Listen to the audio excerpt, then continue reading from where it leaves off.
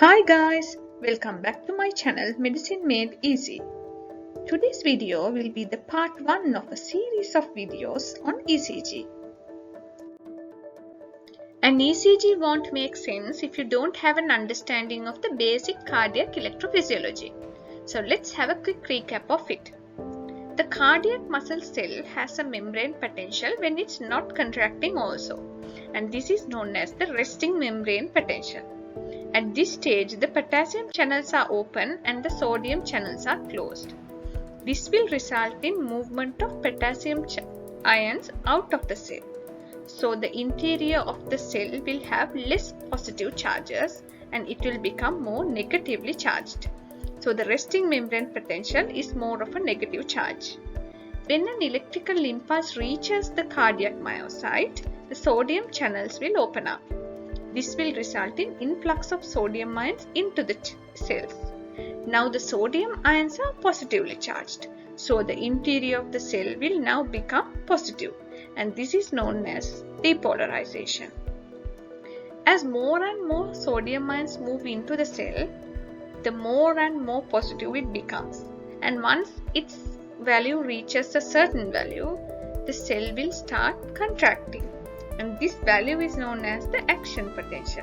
So when the membrane potential reaches the action potential, the myocyte will start contracting. Eventually, the sodium channels will close. This will result in reduction of the sodium ion influx into the cell, finally making it to cease. This will result in shifting of the membrane potential, which was positive earlier, towards a negative value. This is known as repolarization, and this will lead to muscle relaxation. And finally, the myocyte will reach its resting membrane potential. So how does this electrical impulse reach the atria and ventricle? For this, we need to have an understanding of the cardiac conducting system. Now the cardiac conducting system is composed of variety of cells which can initiate impulse or transmit impulse. Now the sinoatrial node or SA node initiates the cardiac impulse, and this will cause depolarization of the atria and contraction of the atria. This impulse will then reach the atrioventricular node or AV node, and from there it is transmitted through the bundle of His to right bundle branch and the left bundle branch.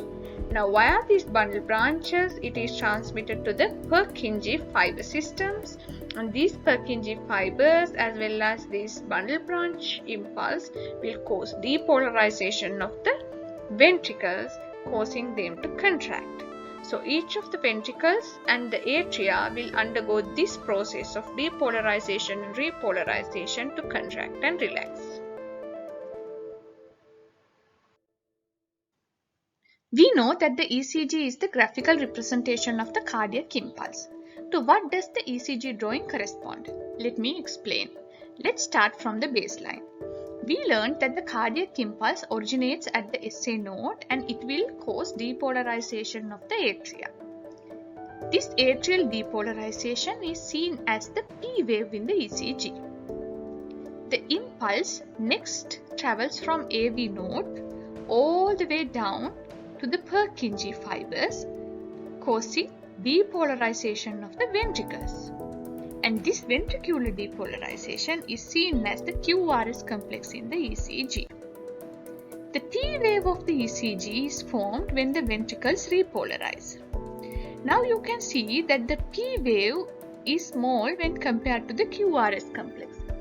This is because the muscle mass of the atria is less than that of the ventricles, causing a small deflection of P wave. Now in some ECGs, you will also have another wave known as the U wave. This is thought to be arising due to repolarization of the papillary muscles. Now let's have a detailed look at the different parts of the ECG. You have your P wave, and if the first deflection after the P wave is downwards, it is known as a Q wave. An upward deflection after P wave is known as a R wave, regardless of whether it was preceded by a Q wave or not. And the downward deflection after the R wave is known as a S wave. Now let's have a look at the different segments of the ECG. First you have your PR segment. It is from the end of the P wave to the beginning of the Q wave. Then you have your ST segment, that is from the end of the S wave to the beginning of the T wave. And then you have your QT segment, that is from the beginning of the Q wave to the end of your T wave. You have another interval in your ECG, that is your PR interval, that is from the beginning of the P wave to the beginning of the Q wave. Having an understanding of the different types of ECG leads and how do they look at the different parts of the heart is very important for the correct interpretation of an ECG. We have two different types of leads, the unipolar leads and the bipolar leads. The unipolar leads register activity of the heart segment to which it is directed towards, and the bipolar leads register voltage between two electrodes.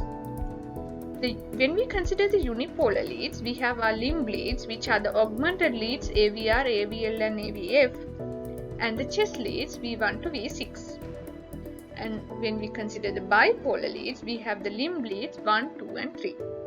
Now let's have a look at the ECG limb and the chest lead placement. Starting with the chest leads. The lead V1 is placed in the fourth intercostal space towards the right side of the sternum, and V2 in the fourth intercostal space towards the left side of the sternum, and V4 is placed in the fifth intercostal space in the mid-clavicular line, and V3 is placed in between V2 and V4. V5 is placed in the fifth intercostal space in the anterior axillary line, and V6 is placed in the fifth intercostal space in the mid-axillary line. Now let's have a look at the limb leads. We have the lead AVR, which is placed in the right upper limb, usually at the wrist, and AVL in the left wrist, and AVF in the left foot. Now when we consider our bipolar leads 1, 2 and 3, they measure the electrical potential between the leads AVR, AVL and AVF. Let me explain it further. When the bipolar lead registers the voltage between AVR and AVL, that lead is the lead 1. And the lead registering the voltage between AVR and AVF would be lead 2. And the one registering the voltage between AVL and AVF would be 3. Now, how do these leads look at the heart? First, let's take the set of chest leads. When we consider the chest leads, the V1 and V2 look at the right ventricle of the heart. V3 and V4 look at the interventricular septum, and V5 and V6 looks at the left ventricle of the heart. Now this is very important because if you see a change in the V5 lead of the ECG, you know there's a problem with the left ventricle and vice versa. Now let's consider the next set of leads. Here the AVR looks at the right atrium. The leads 3 and AVF look at the inferior surface. The leads AVL1 and 2 look at the left lateral surface of the heart. So if you have a change in the ECG lead 2, you know there's a problem in the left lateral surface of the heart. That brings us to the end of today's video. You know the drill, like the video and share it with your friends, and leave a comment on what you think. The next video will be the part 2 of this series of ECG made easy.